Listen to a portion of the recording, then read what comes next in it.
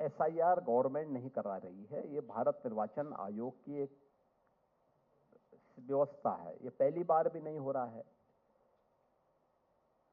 ये 2004 में भी हुआ था, यानी लगभग 22 वर्ष के बाद ये एसआईआर की कार्रवाई हो रही है।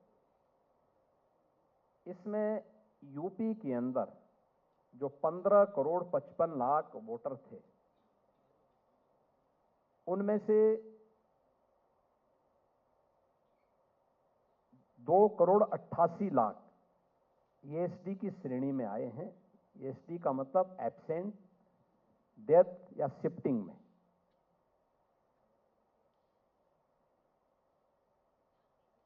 दो 2004 में जब उस समय एसआईआर की कार्रवाई हुई थी, तब प्रदेश में समाजवादी पार्टी की सरकार थी, और जब ये कार्रवाई संपन्न हो रही थी तब केंद्र में कांग्रेस की सरकार थी। देखिए, आप देखें ना, इसी को कहते हैं कि चोर की दाढ़ी में तिनका, क्योंकि इन लोगों ने गलत नाम डलवाए थे।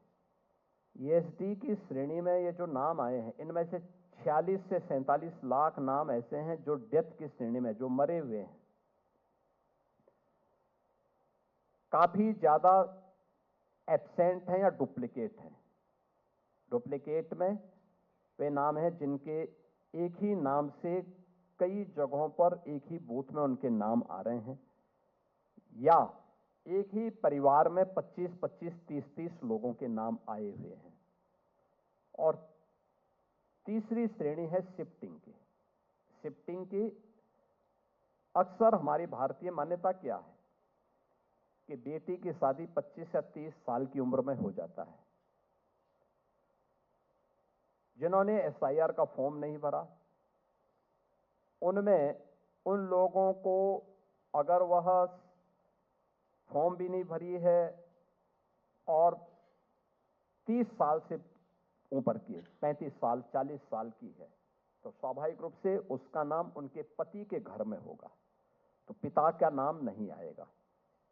अगर कोई महिला है, कोई भी है, भाई रुखसाना, तो अब डॉटर नहीं आएगा ना, किसकी पुत्री है वो नहीं आएगा, किसकी वाइफ है ये नाम आएगा। कहां है ये ढूंढना।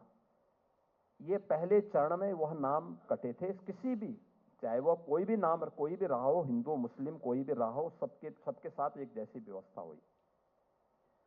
पर आपने रुखसाना कहा तो वो कह रहे हैं आप मुसलमानों के ही नाम कटवाते। नहीं, मैं इसीलिए कह रहा हूं ना, मैं वही कह रहा हूं, मैं किसी का भी नाम बोल सकता हूं, लेकिन मैंने इसलिए बोला क्योंकि वहां से ज्यादा नाम थे, फर्जी वहां से हुआ था, इसलिए मैं कह रहा हूं।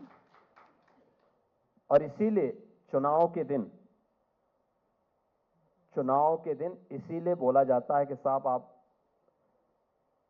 किसी को भी वोट डालने तो, समाजवादी पार्टी के द्वारा और कांग्रेस के द्वारा यह वकालत की जाती है कि साहब किसी को बिना आईडी प्रूफ के वोट डालने तो। क्या मतलब है इसका? क्या मतलब है इसका? आपको अपना आईडी प्रूफ दिखाना होगा, और अगर महिला कार्मिक है तो महिला कार्मिक अगर आपको देखना, बुर्के के अंदर बैठ करके महिला है पुरुष है, कौन इसके बारे में जानेगा? ये जानने का अधिकार जब भारत निर्वाचन आयोग एक व्यवस्था के तहत देता तो फिर ये लोग विरोध क्यों करते हैं? उसका तरीका एक ही कि मतदाता सूची ठीक हो। भारत निर्वाचन आयोग को हम इस बात के लिए धन्यवाद देंगे कि उन्होंने एसआईआर के माध्यम से एक सही मतदाता सूची लाने की कार्रवाई को आगे बढ़ाया है। हां, विसंगतियां होंगी, उसको ठीक करना, उसके लिए भी दूसरे फेज में क्या कार्रवाई चल रही, जैसे वर्तमान में कार्रवाई चल रही है।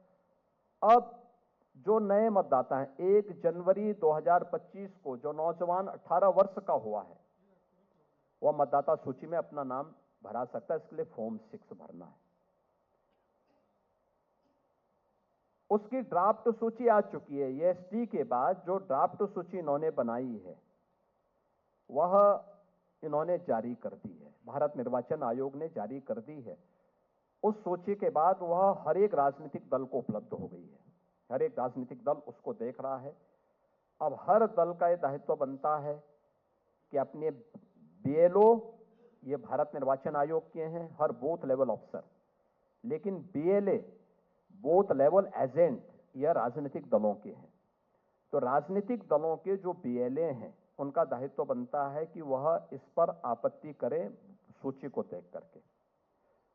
किसी का नाम कटा है या किसी का नाम जोड़ना है तो जोड़ने के लिए फॉर्म 6, और अगर किसी का नाम कटा है उसके लिए फॉर्म 8 संशोधन प्रस्ताव प्रस्तुत करें कि निसाब वह ईएसटी की श्रेणी में नहीं आता, बल्कि वह व्यक्ति फलानी जगह में रह रहा है, काम कर रहा है, आप उसका नाम डलवाइए, उसका फॉर्म हम दे रहे हैं, उसका आईडी प्रूफ आपको दिखाना पड़ेगा।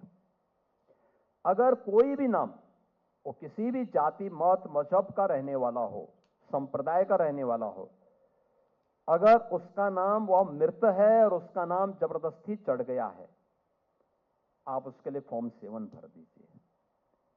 कोई भी भर सकता है, और समाजवादी पार्टी को भी किसी ने रोका नहीं है, लेकिन समाजवादी पार्टी चूंकि पूरी पार्टी ही एक फर्जी उस पर आधारित है, इसलिए सारा काम फर्जी ही करती है।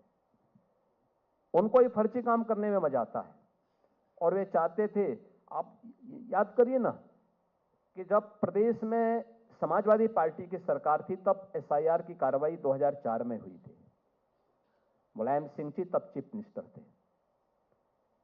ये 2,88,00,000 जो फर्जी वोटर थे, इन्हीं का वोट डलवाने के लिए और सही वोटर को मतदाता सूची से नाम कटवाने के लिए इनकी पूरी ताकत लगती थी।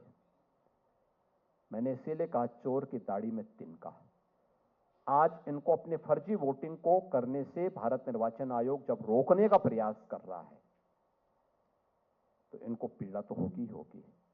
इसीलिए ये मांग करते थे कि साहब पोलिंग बूथ पर कोई जांच नहीं होनी चाहिए, कोई आईडी प्रूफ नहीं मांगा जाना चाहिए, इसीलिए मांग करते थे। ये चोरी सीधे सीधे डकैती है। ये एक वास्तविक मतदाता के हक पर ये डकैती डालने का काम कांग्रेस और समाजवादी पार्टी करती थी, और उस डकैती को जब भारत निर्वाचन आयोग रोकना चाहता है तो ये लोग इस प्रकार का न्यूसेंस क्रिएट कर रहे हैं। बिहार के अंदर ये लोग देख चुके हैं, कांग्रेस और आरजेडी की जो दुर्गति बिहार के अंदर हुई है, वही दुर्गति कांग्रेस और समाजवादी पार्टी की यूपी के अंदर भी तय है।